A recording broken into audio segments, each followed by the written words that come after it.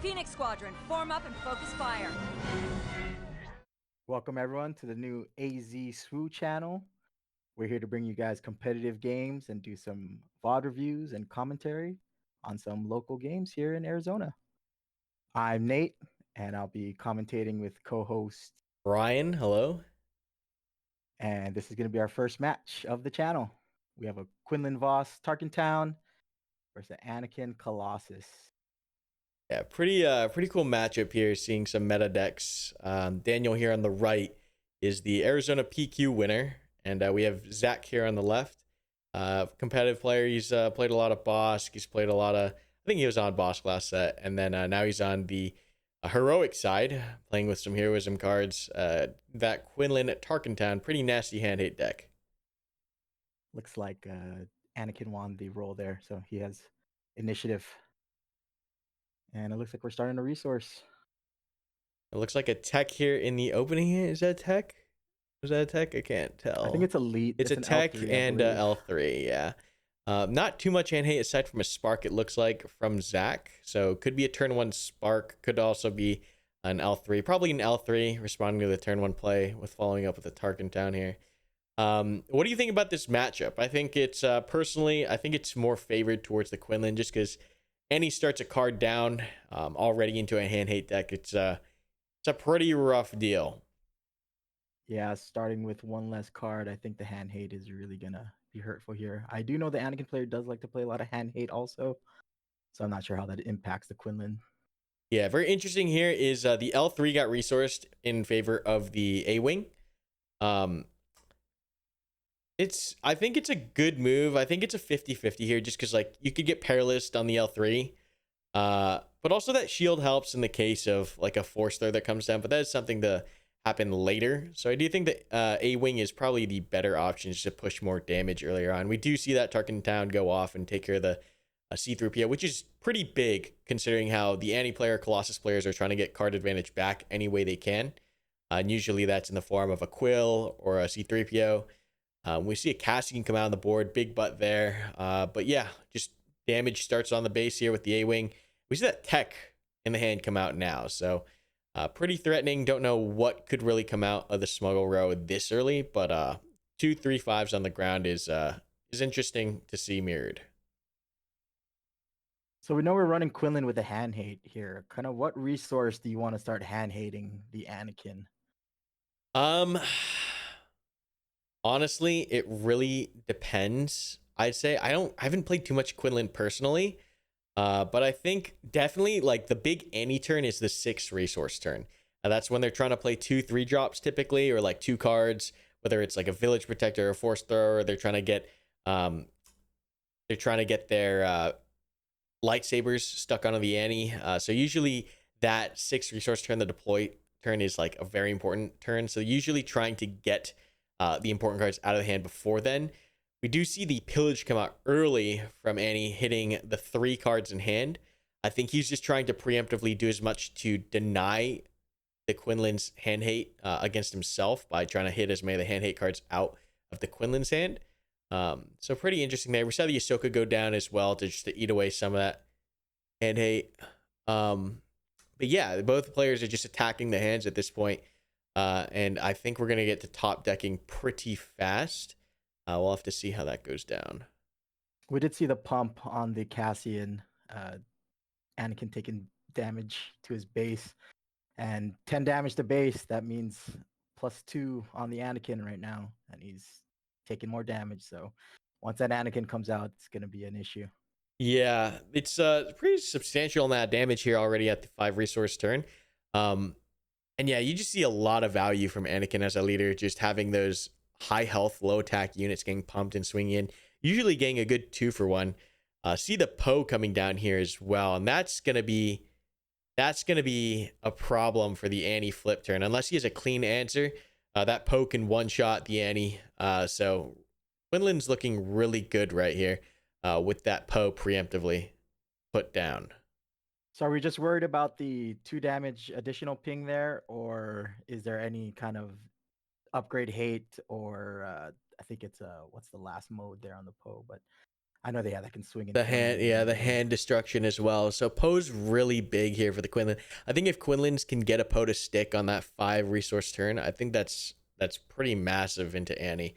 I don't really think of a clean. I can't really think of a clean answer aside from a Rival's Fall at 6 or a Fell the Dragon that really stops that Poe for being an issue. And if he's got a Plo Koon as well in hand, which I haven't been paying too much attention, like it's super hard for the Annie to get anything to stick. So we see that Annie deploy. We'll see here if if Zach on the left chooses to immediately go for that Annie. In my opinion, I hate Annie. So like I'm pretty sure we'll see him get absolutely deleted from the board. Just because he can become such an issue with the double lightsaber play. And usually when you see the Annie players deploy first, that's what they're trying to do. You can see the 6 resources split into 2 piles of 3 here. And it's kind of telegraphed what's happening right now, because generally I think into this position, we're going, yep, that's the kill there on the Annie. Generally, if they can, they'll drop the village protectors first. So knowing Daniel, he definitely wanted to get something off with that force synergy.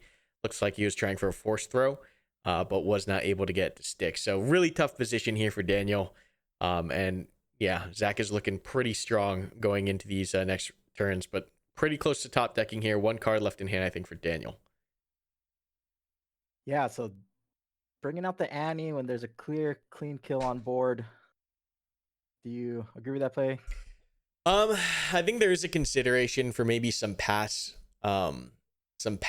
shenanigans. Yeah, I wish I could see Daniel's hand a little bit more clear to see exactly what he's thinking. But that force throw, he definitely want to try to get the force throw off and hit something in the hand. Maybe, hitting the force throw first might have been better. I can't say. We do see a Luke come out dry, which is never a good thing. Not being able to get -6/-6 to delete a unit. Instead, he's just going to nerf the Cassian, I think he pointed to. So yeah, tough spot for Daniel. I wonder if he could have stalled out that turn to deploy the Annie, but I think Zach is going to hold the Poe as long as he needs to in order to one-shot the Annie off the board.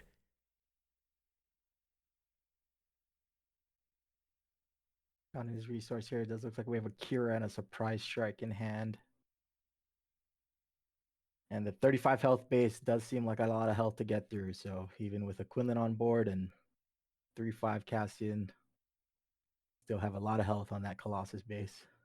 It does look like a Yoda was in hand for that last card. I think that was the card from the previous, or maybe it was a Luke.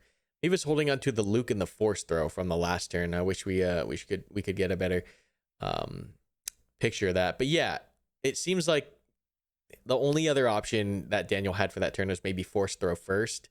But yeah, that was a tough spot to be in. Generally, if he had a village protector, probably would have been in a better spot there, just because it eats an attack from the Quinlan and the Poe, or the Poe has to spend its attack doing the 2 damage or the strip on the village protectors to get through it, and he can safely deploy Annie. So this does look like the Kira. Yeah, this is the Kira trigger here. So I'm not sure what he called. We don't have good audio, unfortunately. But something was called. I don't know if it was the Yoda. Strike. Yeah. 6 coming from Quinlan. Big surprise strike. It's 0-28. It's looking pretty tough for Daniel. He does have a Luke on the board, so there is the potential to maybe crawl back. But he's going to have to do a lot there. Big redemption, massive redemption. This is definitely going to help a ton, getting him in a position to possibly crawl back here. And he's got the Luke to potentially swing for 3. So he transferred 8 of that health there, so healed 8 to base. Yeah, the full, he did the full heal there, which was huge. And then he does get bamboozled for 2, which exhausts the Luke. Bamboozled is just a fantastic card. And it looks like Zach is going to go in for, it looks like 9 damage there on the board, going right back up to 29. So we stalled out 1 turn. That bamboozle, though, really hurting that Luke play. And there's a pillage, not really going to help anyone at this point. Quinlan's got enough smuggle that he can work from that smuggle pile if he has to. It's not the best, L3s from the smuggle aren't the best. Cassian right there in the hand, he can pull from smuggle, and it does go down, so it won't get hand hated. So good resource there. And the Lukes do not play as many smuggle cards, so definitely a tough spot to be in for Daniel. He's gonna have to, I'm not sure what his outs are really, and it doesn't really matter because he's gonna get sparked, and probably that village protector. Yep. Good snipe. Yeah, super tough matchup for Daniel here. We do have restore on the board, but he needs actions. He needs to be able to get these attacks off and get these heals going. But yeah, I think Zach can close it out this turn by replacing the Cassian. I think he has just enough resources to do so. It's going to come down to see if Daniel is going to claim or if he has any tricks up his sleeve in that resource row. So did you see a Cassian in the smuggle row? Is that in the Yeah, resource row? it Okay. just got resourced, so he's probably going to swing through here with the Quinlan. Daniel will claim, and here comes that last Cassian right there, smuggled out, replacing and going in for the lethal.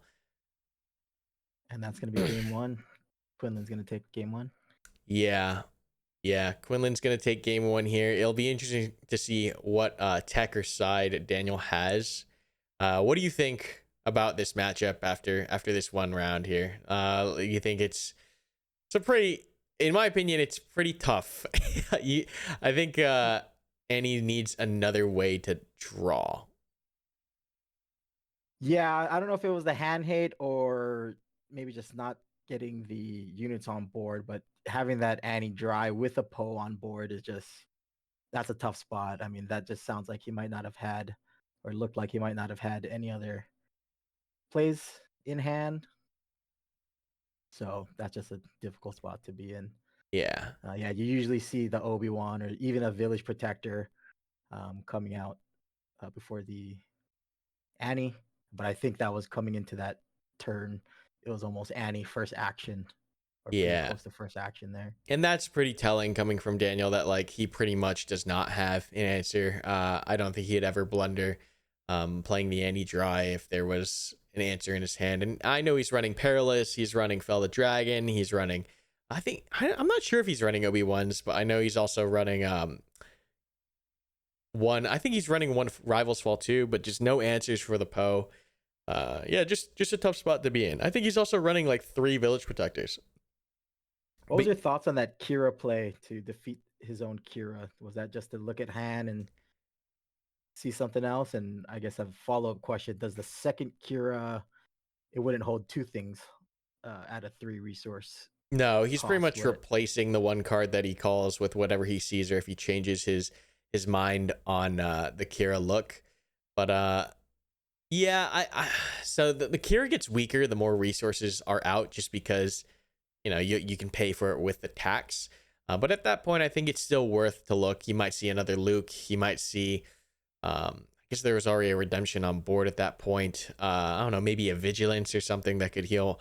But yeah, I think it didn't harm. There was no harm in doing a second Kira, especially when he's already got advantage on the board and he's just trying to continue pressing that advantage. But yeah, when it comes to the Annie Quinlan matchup, I'm always messing around with like jank deck ideas. So I always wondered like maybe there's like a way that sideboarding in like mission, I think it's strategic analysis. Was it strategic analysis or mission briefing? One of those red cards that draws you 2 or 3 cards might be the tech that I would personally try. I'm not saying it's good or anything like that, or if like Daniel even think that's good, but it might be a decent tech to try to draw more cards as the game goes on, just because I know relying on those hit or on attack triggers can be tough into Quinlan, like the C-3PO or the Quill, just because Quinlan has answers to remove those from the board and prevent you from drawing. The only other draw answer that Annie has is the Red Squadron X-Wing that does 1 draw on the when played effect. Looks like Quinlan, did we pass here? I think. I wonder who had initiative. From the Anakin player, it does look like. I'm curious how. He started off with. Oh, maybe Daniel gave him the initiative just to force out. Dodge the ping. Yeah, dodge the ping. Just fair. See a force throw that hits a Poe. Interesting choice on the force throw. Hit like that Poe in this matchup is so critical because it comes out one turn early. I might have done the tech just because tech ain't really gonna do much this early on. And that Poe is super good to have. Let's see what happens though. There's that Red Squadron X-Wing doing that draw for Annie. Big here just because he needs to see all the answers, all the cards he can, and starting with one card down is pretty rough. So we have the Tarkin Town used on that X-Wing there. So he did get the card draw, but the board state of the Quinlan looks pretty good here. Yeah, good open fire there. Perfect answer for the Ezra. Ezra's a pretty decent threat because it can get you that card advantage if he hits the right card on the top. A lot of events being played here. Do you think he's trying to force more of a long-term game and try to get to a top end, the Anakin player? Because we saw in the last game he got to almost 25 or 20 something damage on base before even getting any damage on the Quinlan base there. Yeah, I think I talked to Daniel briefly. I think he was definitely trying an approach where he was more control-y, just because Quinlan has not all the answers, but a lot of answers to the first couple turns with the pings and the Tarkin Town. So I think he's just trying to save as many cards as he can, save as much damage as he can, and not try to fight it out on the board too much. Yeah, we see a very control-y playstyle happening right now. That Perilous going onto the A-Wing, saving 3 damage. New JTL card, the Ahsoka Tano. Do you think using it without the ability is pretty good value? You still get, and I guess, a blaster target, or you still get just a unit on board, but you're not getting the tap down, and the you do still get the hand hate, I believe, from it. Yeah, I think Zach is just trying to hit as many cards out of the hand as possible. Because like Colossus players are just open and weak to it. So I think just hitting the one card in this particular situation, in this particular matchup, is fine. Just because it gets the cards lower, it sets them up for better Sparks or Kiras in the future. And it just limits the answers that Anakin can draw. There's also a question of like maybe Anakin players run more Smuggle, but I'm not sure what good Smuggle cards there are in red and blue aside from Cassian. Yeah, aside from Cassian, I don't really think there are many. See restored Arc 170 come out just to try to stem the bleeding a little bit, but this ground is looking pretty brutal. Yeah, big wide board for the Quinlan player here. So an Annie flip does not look good. It looks like Ahsoka's hitting 4, I think 5. And then with Sabine, either swing or ping or whatnot, they can get rid of the Anakin pretty easily. And we're seeing a big surprise strike here. So similar to game 1, we're seeing the Colossus base all the way up to 21 damage and no damage on the Quinlan base yet. Yeah, I don't think it's a tough spot to be in because Quinlan players can go wide with, as you can see here, there's a Sabine on the board that got dropped in addition to another card that previous round. And it's just, there's no AoE answers that Annie can really pull out. He's not stalling for a super laser blast. There's not even like 2-for-1 removal cards in blue and red that I can think of off the top of my head. Maybe Caught in the Crossfire, but I don't think that's going to get that much. You'd have to hit pretty well for that to get a decent amount of value. We do see the Annie flip, and it is going to flip and survive here. I'd say, yeah, it's looking pretty rough here. All Zach has to really do is keep pressuring the base and hope for an answer to that Annie. Like we're looking for maybe a Plo doesn't hit it, but a Han does with the ping. Han with the ping would be a clean answer. So we got Annie swinging for 8 now, I believe. I wonder what that last card is in the hand. I think it's a tech for Zach on the left. Let's see if he goes over anyone here. If he goes straight to base. I think he has to go over in order to clean up the board a little bit. Getting rid of the Quinlan is good, but it doesn't get him out of the fire yet here.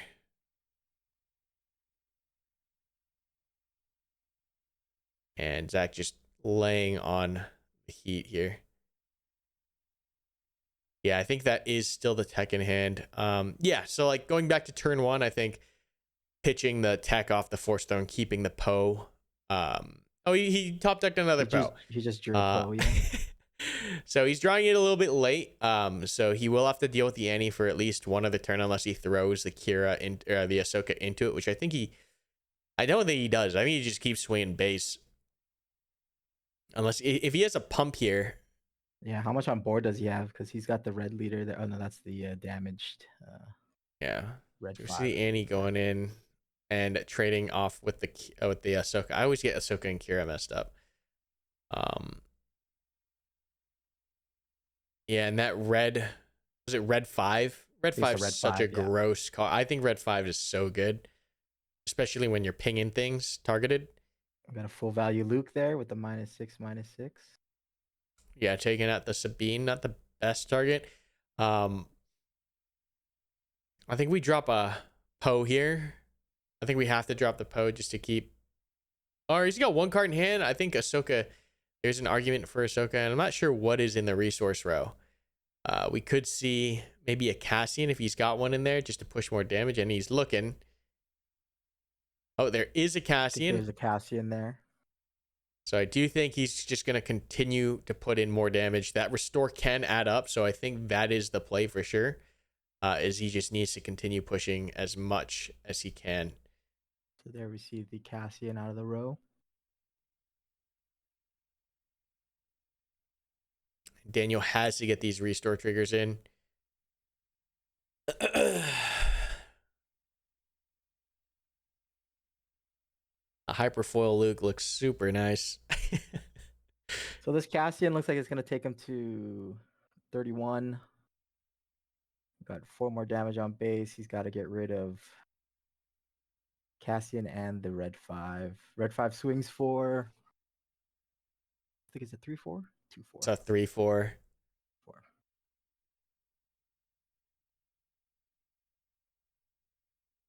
We do see a waylay there, but I don't think he hits the I don't think he waylays the Luke there just because it can get value again. I think we hit a spark here just to hit any redemption or anything big out of the hand first. I think that's a good first action. There's nothing he has that's going to stop. Okay, we're going to go with the Ahsoka first. I personally like the spark first just so that we can spark out the event in the hand.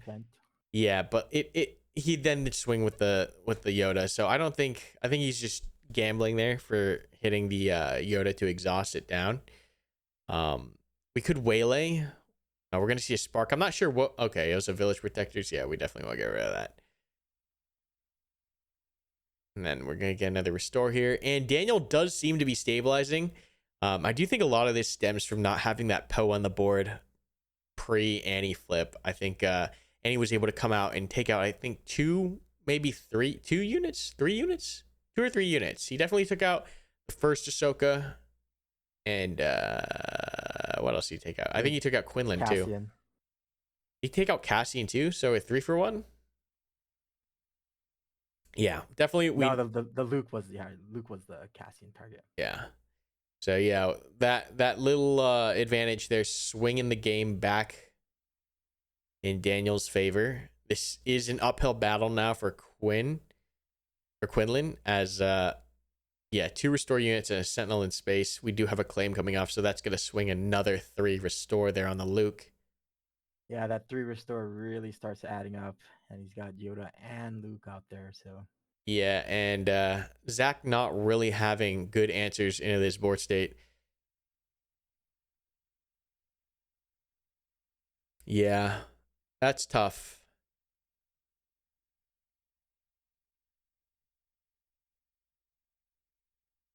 See a little bit more hand hate in hand. The Poe and the waylay. With the Luke off the board, do you think the Poe would be a I think Zach's good drop here? pondering whether to play the Poe onto this board. The problem is that 7 representation there from Daniel could, any kind of answer could hit the Poe and set Zach even further back. So it looks like we're gonna start with the waylay, or we're gonna start with the waylay, which is good. He does lose the red 5 here. We're kind of in the same spot now, so he's gonna drop that Poe here. But those full resources are up for Daniel, so we'll have to see. If he's got another Luke, that's gonna hurt a bunch. Yeah, we'll see. But 3 cards, 7 resources. Okay, does not look like a Luke. Yoda comes back out onto the board. We see a claim here from Zach, and we see that Quill come out. So tough spot. It's anyone's game, in my opinion, at this point. It's gonna come down to how Zach can finish. What's that other card in his hand? Did you see? It's a force throw and something else.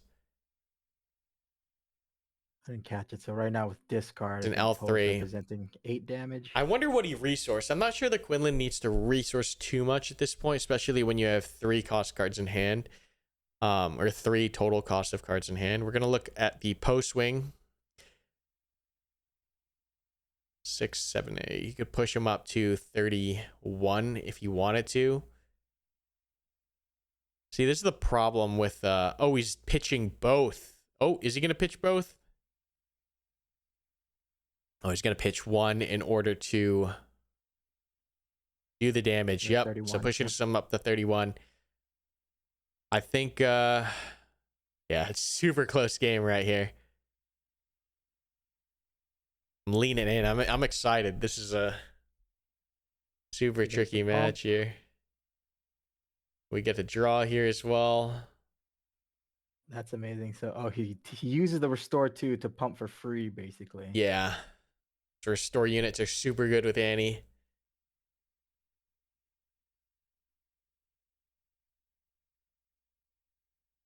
L3 on the board, but it's not going to be too threatening, I don't think. Ooh, and Daniel does have answers in his hand. I think we see a redemption and open fire. Not too sure what the left 2 cards are. But just those 2 cards on the right, he's looking pretty strong here. I would expect to see an open fire on the Poe. Or 3, 4, 5, 6. Maybe he might just there comes the open fire.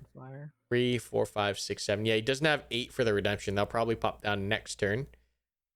We're gonna see if we can smuggle anything out here. And the card draw coming from the Quill if he hits it. We do have a tech. Oh, we see a Cassian come out. Trying to push 3 more damage here.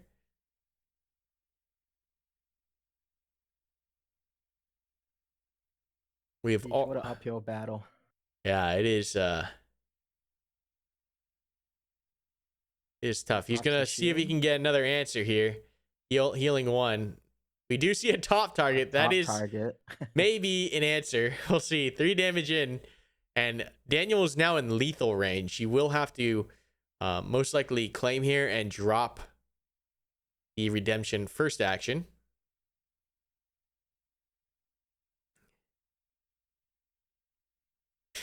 Super exciting match here.